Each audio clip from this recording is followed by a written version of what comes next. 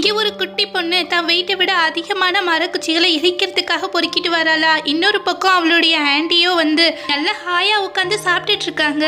அந்த குழந்தையோ ரொம்ப கஷ்டப்பட்டு அந்த மரக்குச்சிகள்லாம் எடுத்துட்டு போட்டுட்டு அந்த சாப்பாடையே பார்த்துட்டு இருக்கா. நேத்ரா நான் சாப்பிடவே இல்லை ஆண்டி அப்படின்னு சொல்ல, அதுக்கு அவளோ சாப்பாடு பேய் எதுவும் உனக்குள்ள புகுந்திருக்கான்னு தெரியல, இப்போ பார்த்தாலும் சாப்பாடுன்ற இவ்வளோ கொஞ்சமாக எரிக்கிறதுக்கு குச்சியை பொறுக்கிட்டு இதோ எனக்குள்ள இருக்கக்கூடிய ட்ரெஸ்ஸை கொண்டு போய் ஆற்றுல துவைச்சிட்டு வா, ராத்திரி ஆகிறதுக்குள்ள வரணும், அப்படி இல்லைன்னு வச்சுக்கோமே வீட்டுக்குள்ளேயே விட மாட்டேன் அப்படின்னு சொல்லிட்டு போயிடு. ஆத்தங்கரையிலேயோ 2 லேடிஸ் துணி துவைச்சிட்டு இருக்காங்களா. இந்த குழந்தைய பார்த்துட்டு பாவம் பாத்தியா குழந்தையோட யூரின் போன ட்ரெஸ் சின்ன பொண்ணுகிட்ட கொடுத்து துவைக்க சொல்லி கொடுத்துருக்காளே, சரியான ராட்சசியா இருப்பா போல இருக்கு, இவளுக்கு சாப்பாடே போட மாட்டேன்றா. பாவம் இவங்க அம்மாவும் அப்பாவும் இறந்ததுக்கு பிறகு இந்த பொண்ணு இவ்வளோ கஷ்டப்படணும்னு கடவுள் எழுதியிருக்காரு போல இருக்கு அப்படின்னு சொல்லிட்டு இருக்க. இன்னொரு தீயோ கிட்டத்தட்ட இவங்க அப்பா மிலிட்ரியில் வேலை பார்த்தனால மாசம் குழந்தைய வளர்க்கறதுக்கு ஒரு அமௌண்ட் தராங்க, அதையும் வாங்கி வச்சுட்டு இந்த பொண்ணுக்கு சாப்பாடு போடாம குடும்பப்படுத்திட்டு இருக்காளே அப்படின்னு சொல்லி பேசிட்டு இருக்க. இந்த குட்டி பொண்ணும் என்னுடைய ஆன்டினால வர முடியாது, ஏன்னா என்னுடைய தம்பி ரொம்ப சின்ன பையனா இருக்கான் இல்லையா, அவனை கேர் பண்ணிக்கணும், அது மட்டும் இல்லாமல் அவங்க என்கிட்ட ரொம்ப நல்ல விதமா நடந்துக்கிறாங்க அப்படின்னு சொல்லிட்டு துணி துவைச்சிட்டு இருக்காளா. இப்போ அந்த இடத்துக்கு ஒரு வயசான அம்மா துணி துவைக்கிறதுக்காக வராங்க போதே அந்த இடத்துல ஒருத்தி ட்ரெஸ் எல்லாம் ஊற போட்டு வச்சிருக்காளா. இனி இவ்வளோ பவுடரை எதுக்காக வேஸ்ட் பண்ணிட்டு இருக்க அப்படின்னு சொல்லிட்டு அதுல கொஞ்சம் சோப்பு நிறைய எடுத்து தான் ட்ரெஸ்ல ஊத்திக்கிறாங்களா. அவ்வளோ குழப்ப தேவைதானா அப்படின்னு சொல்லிட்டு இருக்காளா. ஏமா 3 ட்ரெஸ்ஸுக்காக இவ்வளோ சோப்பு நிறைய போட்டிருக்க, அது மட்டும் இல்லாமல் இந்த சோப்பு நிறைய எல்லாமே இந்த ஆற்று தண்ணியோட கலந்து அங்கே இருக்கக்கூடிய மீன்கள் எல்லாத்துக்குமே ஆபத்து தானே அப்படின்னு சொல்லிட்டு இருக்க. அவங்களும் 5 வருஷத்துக்கு முன்னாடியே இங்கே இருக்கக்கூடிய மீன்கள் ஏன் சின்ன நத்தை கூட இந்த தண்ணியில் இல்லை இடம்பெயர்ந்து போயிடுச்சுங்க, அப்படி இருக்கும் போது மீனுக்கு ஆபத்தாம்ல அப்படின்னு சொல்லிட்டு இருக்காங்க. உட்காந்துருக்க இடத்துல நமக்கு என்ன வேலை, இப்படிதான் ஏதாவது ஒன்று சொல்லிட்டு இருப்பா, வா நம்ம இங்கிருந்து போகலாம் அப்படின்னு சொல்ல அந்த 2 லேடிஸ் அங்கிருந்து கிளம்பிடுறாங்களா. இப்போ அந்த வயசான அம்மாவோ எய்தாப்புல உட்காந்துட்டு இருக்க அந்த குட்டி பொண்ணு கிட்ட, ஏய் இந்த யூரின் ட்ரெஸ் எல்லாம் கொண்டு இடத்துல வச்சு துவைச்சிட்டு இருக்காத, விரங்கியது போ அப்படின்னு சொல்ல அந்த குட்டி பொண்ணோ சரி அப்படின்னு சொல்லிட்டு அந்த இடத்துல இருந்து கிளம்புறாளா. இப்போ சாப்பிடாதனால அந்த இடத்துலயே மயங்கி கீழே விழுந்துடுறா. இப்போ அந்த பாட்டியோ வேகமா போய் அந்த பொண்ணுக்கு மூச்சிருக்கா அப்படின்னு சொல்லி பார்த்துட்டு இருக்காங்களா. படுப்பாவி ஒரு பச்சை மண்ணுக்கு சாப்பாடு போடாம விட்டுருப்பா போல இருக்கு, அதனால மயங்கி கீழே விழுந்துருச்சு அப்படின்னு சொல்லிட்டு அங்க இருக்கக்கூடிய தண்ணியில கையை வச்சு அந்த பொண்ணோட முகத்தை தொடச்சு விட்டுட்டு இருக்காங்க. இப்போ அந்த குழந்தையோ மயக்க தெரிஞ்சு எந்திரிக்க போறாளா. அவங்க கிட்ட ஒரு பண்ணு இருக்குமா, அதை பிச்சு அந்த குழந்தைக்கு கொடுக்கலான்னு நினைப்பாங்க. அப்புறம் கொஞ்சம் யோசிச்சுட்டு அதை அப்படியே கீழே போட்டுட்டு அங்கேருந்து போவாங்களா. அந்த பொண்ணு எந்திரிச்சு நின்று வேகமாக அதை எடுத்துட்டு, பாட்டி இதை நீங்கள் கீழே போட்டுட்டு போறீங்க அப்படின்னு சொல்கிறாளா. அது ரொம்ப டஸ்ட் ஆயிடுச்சு, எனக்குலாம் வேண்டாம், நீ வேணா எடுத்துக்கோ அப்படின்னு சொல்லிட்டு திரும்பி பக்கம் போய்கிட்டு இருக்காங்க. அந்த பொண்ணு ரொம்ப தேங்க்ஸ் பாட்டி அப்படின்னு சொல்லி குனிஞ்சு நன்றி சொல்லிட்டு இருக்கா. ஆக்சுவலி இந்த பாட்டியோட கேரக்டர் எப்படின்னா எப்பயுமே கெத்தா ரொம்ப டெரராட்ட முகத்தை வச்சுட்டு இருப்பாங்க, ஆனால் ரொம்ப நல்லவங்க. அந்த பொண்ணுக்கு சாப்பாடு கொடுத்துருப்பாங்க இல்லையா, அந்த பொண்ணுக்கிட்டேயோ கடவுளோட ஒரு நல்ல சக்தி இருக்குமா, அதனால அந்த பாட்டி அந்த இடத்த விட்டு கிராஸ் பண்ணி போகையில் ஒரு வாத்து அவங்கள தட்டி விட்டுட்டு பறந்து போகுமா. இதை பார்த்துட்டு இன்னும் இந்த ஏரியாவில் எந்த விதமான பறவைகளுமே இல்லை, இது எப்படி இங்கே இருக்கு அப்படின்னு சொல்லிட்டு அங்கே இருக்கக்கூடிய செடியெல்லாம் விலக்கி விட்டுட்டு பார்த்தா அந்த இடத்துல 2 வாத்தோட முட்டை இருக்கும். இதை பார்த்துட்டு ரொம்ப சந்தோஷப்பட்டுட்டு அதை எடுத்துட்டு இன்னைக்கு எனக்கு அதிர்ஷ்டமான நாள் தான் அப்படின்னு சொல்லிட்டு வீட்டுக்கு எடுத்துட்டு போறாங்களா. அந்த பாட்டியோட மருமகளோ ஒரு சூப் பண்றதுக்காக ஒரு கார்ன் மாவை எடுப்பாங்க, நிறைய எடுக்க போவாங்களா. அப்புறம் கொஞ்சமா எடுத்துட்டு அதை போட்டுட்டு வச்சிருவாங்க. அந்த அளவுக்கு அவங்க ஃபேமிலியில ரொம்ப கஷ்டப்பட்டுட்டு இருப்பாங்க. இப்போ அந்த பாட்டி தங்கிட்டு இருக்கக்கூடிய 2 வாத்து முட்டையை எடுத்து ஒரு கிண்ணத்துல வைக்கிறாங்களா. மருமகளோ எப்படி இது உங்களுக்கு கிடைச்சது அப்படின்னு சொல்ல, துணி துவைக்க போகும்போது ஆத்தங்கரையில தாம இதை பார்த்தேன் அப்படின்னு சொல்லிட்டு இருக்காங்க. அப்படியா அப்படின்னு சொல்லிட்டு இருக்க.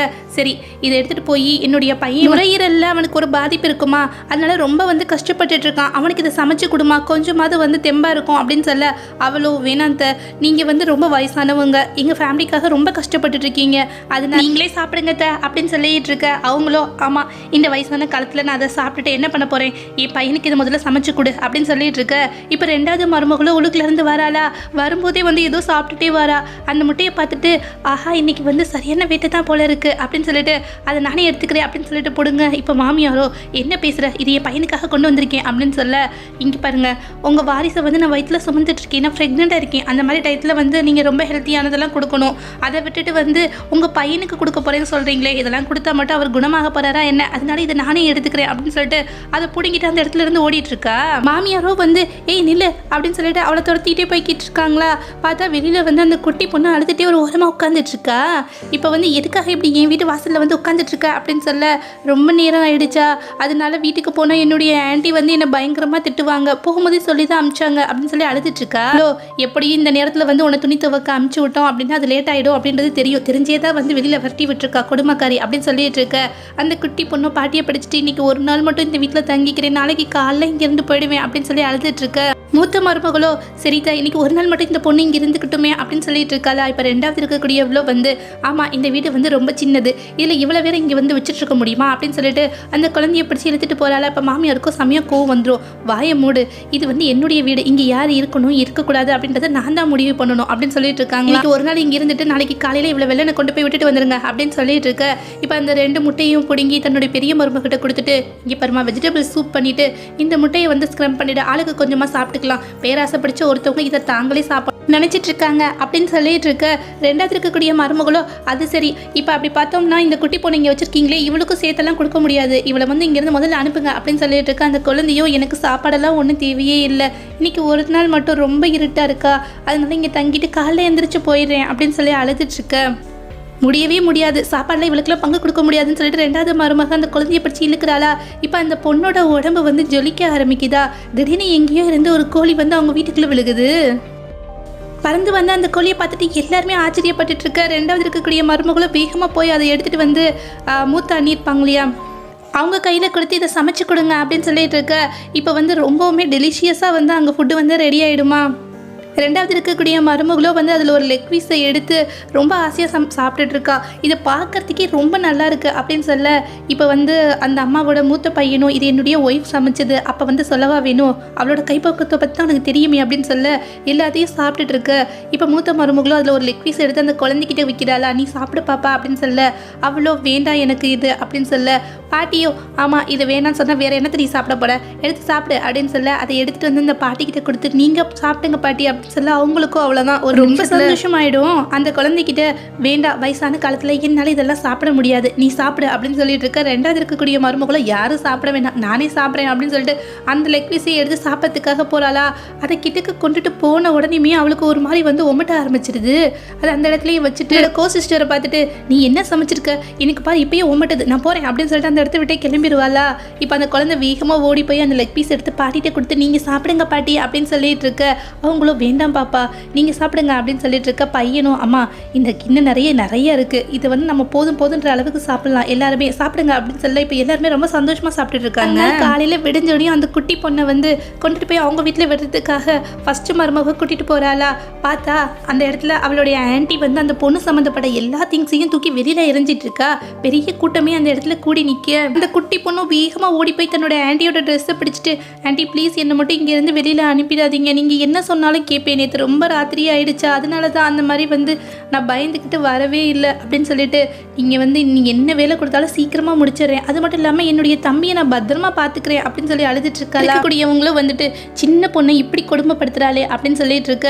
இவ வந்து சாப்பாடும் கொடுக்க மாட்டா அந்த குழந்தைக்கு, அந்த குழந்தைகிட்ட ஏகப்பட்ட வேலையை வந்து வாங்கிட்டு இருக்கா அப்படின்னு சொல்லி பேசிட்டு இருக்க. முடுங்க உங்களுக்கு என்ன தெரியும் இவளை பற்றி, இவ வந்து எப்போ பார்த்தாலும் வந்து நிறைய சாப்பிட்டுட்டு இருக்கா, ஒரு நாளைக்கு வந்து 3 பவுல் நிறைய ஒயிட் ரைஸ் சாப்பிட்டுட்டு இருக்கா தெரியுமா அப்படின்னு சொல்ல. இருக்கக்கூடியவங்களும் வந்து ஒரே ஒரு நேரம் தான் அந்த பொண்ணுக்கு சாப்பாடு போட்டுட்டு எப்படி போய் சொல்றா பாரு, இம்புட்டுக்கும் அந்த குழந்தையோட பேர்ல அவங்க அப்பாவுக்கு வரக்கூடிய மணி இவ தான் வாங்கி இருக்கா அப்படின்னு சொல்லி மாசாச்சு. இன்னமும் இந்த குழந்தைக்கு வர வேண்டிய அமௌண்ட் வந்து வரவே இல்லை, உங்களுக்கு வேணும் அப்படின்னா நீங்க யாராவது அந்த குழந்தைய தூக்கிட்டு போய் வளங்க அப்படின்னு சொல்லிட்டு இருக்க. அந்த பொண்ணு வேகமா ஓடி வந்து தன்னுடைய ஆன்ட்டியோட ட்ரெஸ்ஸை பிடிச்சிட்டு ஆன்ட்டி இன்னமேட்டு வந்து நான் உங்ககிட்ட சாப்பாடே கேட்க மாட்டேன், நான் தங்குறதுக்கு மட்டும் இடம் கொடுங்க அப்படின்னு சொல்லிட்டு இருக்க.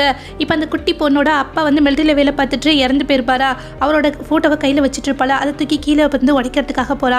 அந்த பொண்ணும் வீணான்னு சொல்லி அழுதுட்டு இருக்கு, அதை போட்டு உடைச்சிடுறேன். அப்போ பிறக்கும் போதே வந்து அம்மா அப்பா 2 பேர்த்தையும் வந்து சாகடிச்சிட்டா, ரொம்ப வந்து கெட்ட பொண்ணு, கெட்ட வந்து அதிர்ஷ்டம் இருக்கக்கூடியவ அப்படின்னு சொல்லி பேசிட்டு இருக்க.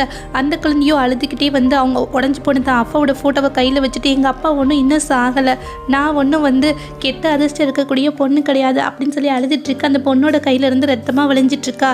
இதை பார்த்து ஊர்க்காரவங்க எல்லாருமே வந்து ரொம்பவுமே கஷ்டப்பட்டுட்டு இருக்காங்க. இப்போ ஊர் தலைவர் வேகமாக அந்த இடத்துக்கு வராரா. அந்த இடத்துல உட்காந்துட்டு இருக்க அங்கிளை பார்த்துட்டு அவனை சிரிச்சிட்டே வந்துட்டு சரி என்னுடைய ஒய்ஃப் இப்போ தான் எப்படியாவது கத்திக்கிட்டே இருப்பா, அதனால இந்த பொண்ணை நாங்களே பார்த்துக்கணும், நீங்கள் போங்க அப்படின்னு சொல்லி கூட்டிட்டு போக இப்போ ஒய்ஃபை வந்து தடுத்து நிறுத்திட்டு புருஷனை ஓங்கி வராற அறையிறாளா, அவனை அந்த இடத்துலயே கீழே விழுந்துறியா. தலைவரோ ஏய் நீ எல்லாம் வந்து ஒரு பொம்பளையா, என்ன இவ்வளோ மோசமாக நடந்துக்கிற, இவ்வளோ டாமினேஷன் வந்து இருக்கவே கூடாது அப்படின்னு சொல்லி சத்தம் போட்டுட்டு இருக்கிற அந்த பொண்ணோட சித்தப்பாவை பார்த்துட்டு இங்கே பாரு இது உன்னுடைய சொந்த அண்ணனோட பொண்ணு, உன்னோட ரத்தம், இந்த பொண்ணு இந்த மாதிரி கஷ்டப்படுறது உனக்கு வந்து ஓகேவா அப்படின்னு சொல்லி கேட்டுட்டு இருக்கா. அவனும் ஒன்றும் பேசாமல் எந்திரிச்சு நின்றுட்டு இருக்கானா. அந்த புருஷனை பார்த்துட்டு இங்கே பாரு உனக்கு வந்து இந்த பொண்ணு வேணுமா இல்லைன்னா நானும் என்னுடைய பையனும் வேணுமா அப்படின்றத நீயே முடிவு பண்ணு அப்படின்னு சொல்ல அவனும் எதுவுமே பேசாமல் போய் தான் பொண்டாட்டி பக்கத்தில் நின்றுட்டு இருக்கான்.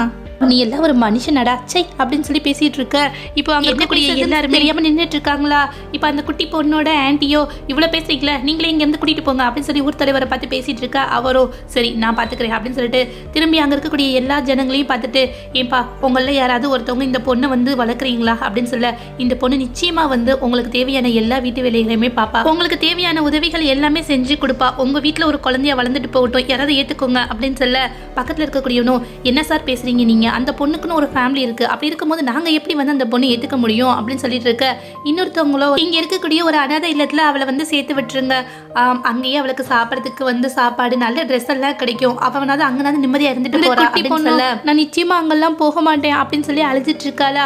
பக்கத்துல இருக்க ஒருத்தனை பார்த்துட்டு சரிப்பா வண்டிக்கு ஏற்பாடு பண்ணு, சிட்டிக்குள்ள இருக்கக்கூடிய அந்த இடத்துல கொண்டு போய் இந்த பொண்ணை விட்டுட்டு வந்துடலாம் அப்படின்னு சொல்லிட்டு இருக்க. இப்போ இந்த குட்டி பொண்ணு அந்த ஊர் தலைவரோட ட்ரெஸ்ஸை பிடிச்சிட்டு நான் இங்க இருந்து போக மாட்டேங்க, நாங்கெல்லாம் அனுப்பிச்சு விட்டுறாதீங்க அப்படின்னு சொல்லி அழுதுட்டு இருக்கா. ஊர் தலைவரோ இந்த மாதிரி எல்லாம் வந்து பேசக்கூடாதுமா, தயவு செஞ்சு வந்து நாங்க சொல்ற பேச்சை கேட்கணும் சரியா அப்படின்னு சொல்லிட்டு அந்த பொண்ணை பிடிச்சி இழுக்க. அந்த பொண்ணும் வந்து அவரோட ட்ரெஸ்ஸை பிடிச்சிட்டு என்னை இங்கிருந்து யாரும் அனுப்பிடாதீங்க அப்படின்னு சொல்லி அழுதுட்டு இருக்கா. அடுத்து என்ன நடந்தது அப்படின்றது நெக்ஸ்ட் பார்ட்ல பார்க்கலாம். தேங்க்யூ.